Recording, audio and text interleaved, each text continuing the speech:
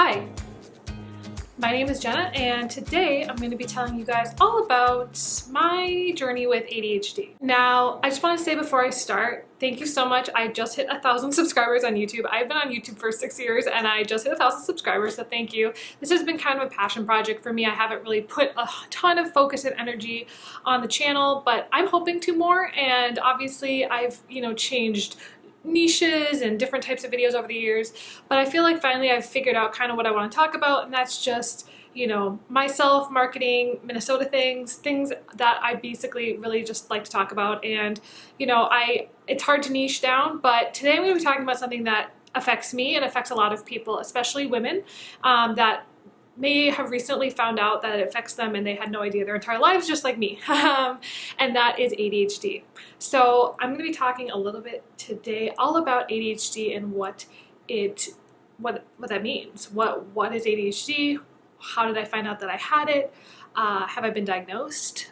Basically, I have a list of questions of things people ask me all the time, and I'm going to be going through those, so let's just get started. This might be kind of a long video, so I'm just going to get to the questions. So first question is, have you been professionally diagnosed? And a lot of people have asked me, have I gone to? The answer to this is no, I have not. And the main number one reason is COVID. I feel like right now isn't the best time to just be going to the doctors for non-emergency reasons. And so for me, I've decided to wait it out until COVID is over for the most part before I go to a doctor to be professionally diagnosed.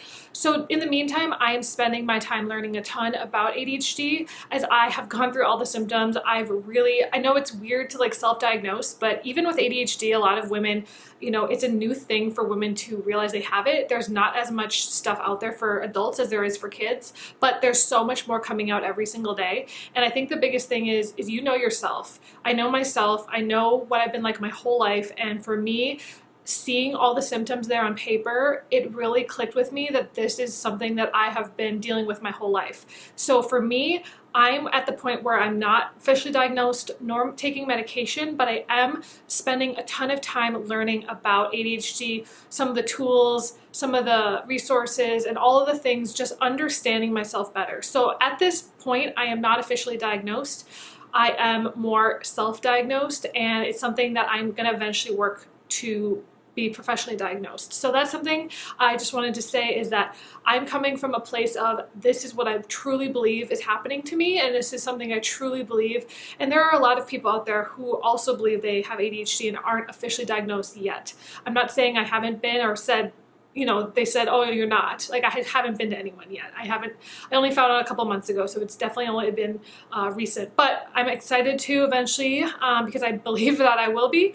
And either way, I definitely believe that a lot of the tools I've learned this year have really helped me just in the short term. The next question that I have is, what were your symptoms? Or what were your, how did you figure it out?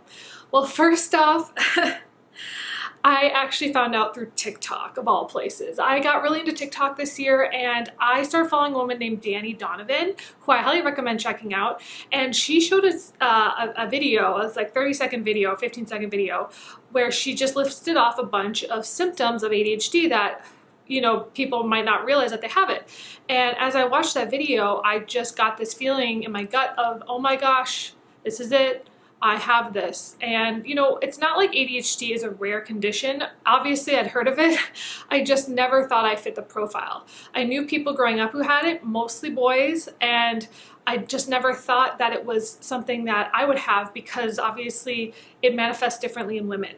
But I am going to go through a list of a ton of different symptoms that I have, and maybe you will too. Obviously, I'm going to share the TikTok right now that helped me realize it, but I also am going to share a ton of different things that I realized about myself that I didn't realize were a part of ADHD.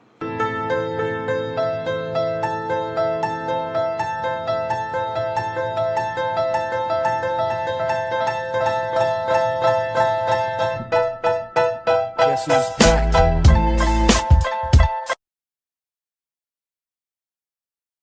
Okay, so I literally have a list right here of all of the symptoms that I could think of that I have. So I'm just going to read through them and kind of walk through them a little bit. I'm probably going to go in through some of them later. So the first one is having and creating goals. struggle with that my whole life. I just never know what I want, and just even knowing what the future looks like. Finishing tasks, I struggle with that so much. Distractions, I'm constantly distracting myself because I get so easily bored. And also, I always have to be entertaining myself, whether that's through TV, movies, film, books, my phone. I mean, there's everything. I struggle with anything long-term. I tend to focus all of my coaching on short-term projects because after about a month or two, I get bored of stuff and I just don't want to do it anymore. So a lot of my stuff is very short-term minded. You know, daydreaming and just kind of not being able to focus sometimes. But the biggest one I would say is my motivations. Most people are motivated by the big things, money, success, that kind of stuff. I feel like a lot of people who have ADHD struggle with motivations in the way that the world does. I feel like I'm just not motivated in certain ways, and it's just very, very weird for me to see other people and be like, that doesn't motivate me at all. And so I've read a lot about that, and that's actually one of the biggest differences between someone who has ADHD and someone who doesn't, is what motivates them. I absolutely love change. A lot of people hate change. I can't stay at a job for more than a year, and this is something I've struggled with since I became an adult, or since I started working, is I cannot stay at jobs very long. I get bored, I want to move on fast, and I struggle to stay interested. I lose interest so fast in so many things. You know, and then there's some practical things like when I work out, I need someone to guide me because I just walk around distracted by all the people. When I go to the gym, I like going to classes because somebody's like, do this, and I'm like, okay. When I drive, you know, knowing where I'm going, I don't really pay attention to where I'm going. I'm thinking of other things. So, you know, using my phone as a guide is really helpful. I talk really fast. If you listen to my podcast, if you watch my videos, you know I talk really fast, and that's an ADHD thing. I didn't know that my whole life. My grandma always told me, slow down, you're talking too fast. And that's just something to think about. I don't like to write. I don't like how long it takes me. I don't like sitting and writing. I would much rather say it out loud, which is why I use dictation services. You know, growing up, one of the things that really made my parents upset was anytime I thought of something, I would jump up and go get it. And they got so mad because we were in the middle of a conversation. And so what I would do is I was just like, I have to show you this thing. Like, I have to get it right now to like prove that my point is being made. And it took me many, many, many years to get over that. But that's just something, you know, that to think about. Lashing out quickly. Emotions are a huge part of ADHD, and I am one of the most emotional people I know.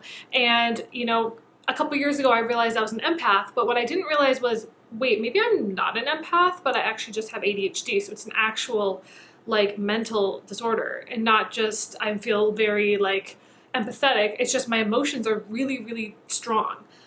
You know, growing up, I wouldn't like, I would just all of a sudden burst. It's like my emotions are like drilling up in me, and I would just scream at my parents, and then it would be over 10 minutes later, you know? So it's like I wouldn't stay very long in that mode. Blurting out. I struggled with that growing up. I would interrupt someone's conversation with what I had to say because I literally had to say it at that moment. Messy and poor handwriting. Terrible.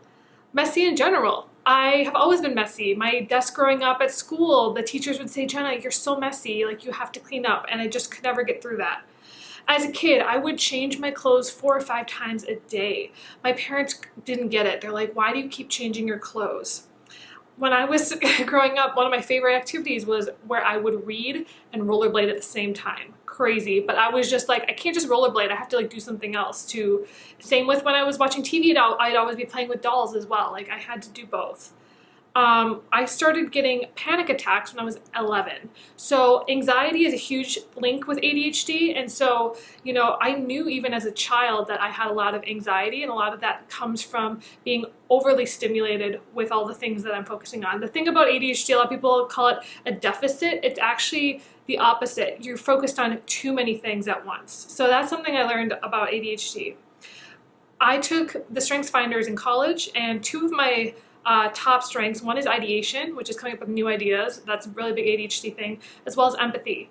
So emotions, that kind of stuff, huge in ADHD. One thing I've learned is that I work better when there are other people in the same room as me. So in college, I'd go to the library to work, and it's called body doubling. I learned a ton about this. One of the biggest things also is I struggle with my working memory. I have a really good memory of things that happened in the past, but like day to day, learning lines and memorization, like I used to be in plays and I was so terrified because I could never remember the words from my parts, and it was terrifying. Memorizing things for tests. I hated tests. I much preferred papers because I could actually just write it and turn it in versus having to memorize. I can also hyperfocus. When I first decided that I wanted to go into film, it was because I could spend hours just staring at a screen, get in the zone, and the time would just pass me by. And I learned now that that's called hyperfocusing, where you can actually focus really, really hard on something and get things done a lot faster than other people. I'm easily excitable and can just instantly just start jumping up and down when I'm talking to you and just really, really get excited. But some of the negative sides, things, you know, RSD, which is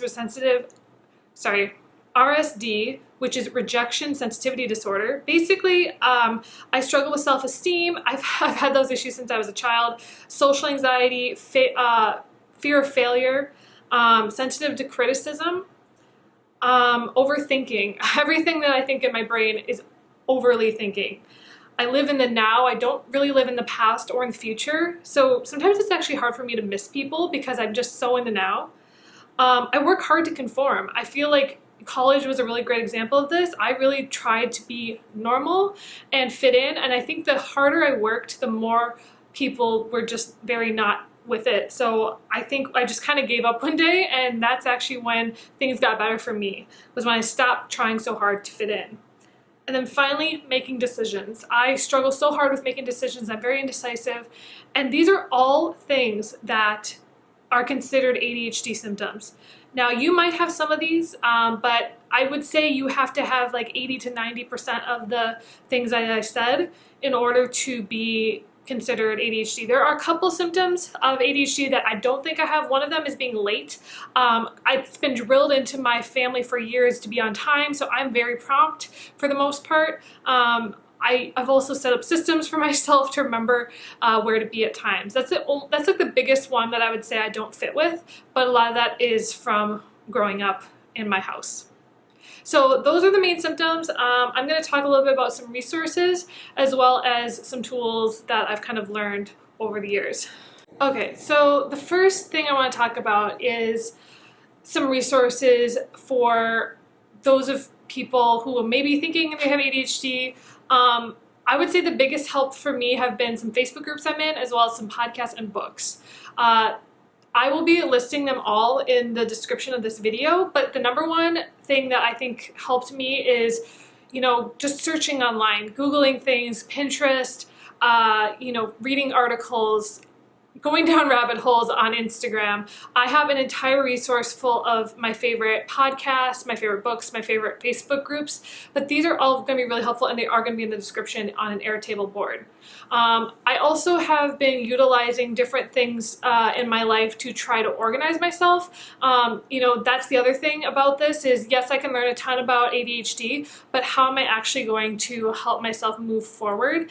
And that is through a ton of behavior changes, learning new habits, building routines, learning how to actually capture my thoughts and brain dumping, and actually figuring out what systems work for me, whether it's a planner, whether it's my computer, an iPad, writing things down. I just read the book, Getting Things Done. How do I actually get things accomplished? Because as a business owner, I really struggle to get a lot of things done.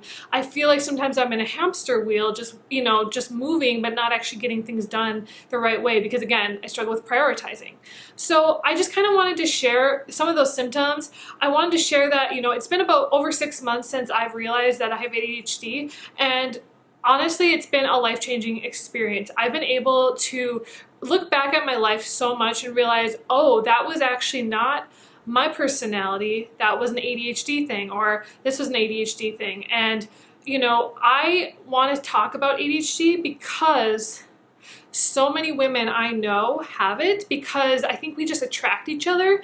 I think there's a lot of entrepreneurs that have ADHD because they're just such outside of the box thinkers and they want to do something on their own. I've always struggled with like authority and being told like you have to do it this way. So for me, having ideas and being excited about something, I've been able to sustain the interest in my business for years because it's constantly evolving and changing and because of people that are involved. For example, I run a social media marketing group that helps connect local business owners, and I find so much in that in terms of meaning that I keep it going. If at any point I get bored, and there's times where I'm like, oh, I don't know if I keep doing this, but at the same time, it's just something that I'm so passionate about that it keeps my focus. There are tons of things in the last couple of years that I've tried and attempted to do and spent a lot of money on that I eventually just gave up because I was like, I'm not interested in it anymore. So that's another thing, is I tend to spend a lot of money on things and then over time just lose interest. So for me, you know, just the core things about me that I really stay in touch with and connect with, I'll stay doing forever. Social media is one of those things. Making videos is another one of those things. So there are some things that I'll just constantly be interested in, and then there's some that are just fleeting. So I hope that this was helpful for you guys to kind of get an update on what's been happening with me. Obviously, I'm still in the process of learning a ton about ADHD. And again, I do have all those links and resources below, including podcasts, books, and etc., as well as Instagram accounts to follow. But basically what you're going to do is you are going to hopefully get something out of this video, learn a little bit more about me, make sure to follow me on my social medias and here on YouTube, and hopefully I'll talk to you guys more. If you have more questions about ADHD, please leave them in the comments. I might do a follow-up video. Also, there are some great ADHD coaches out there. I'm planning to potentially work with one in the future to kind of just help me figure out what is the best systems for myself, because there are a ton of options. And I think really just figuring out what works for you is really, really important. So thanks everyone for watching, and I'll talk to you soon.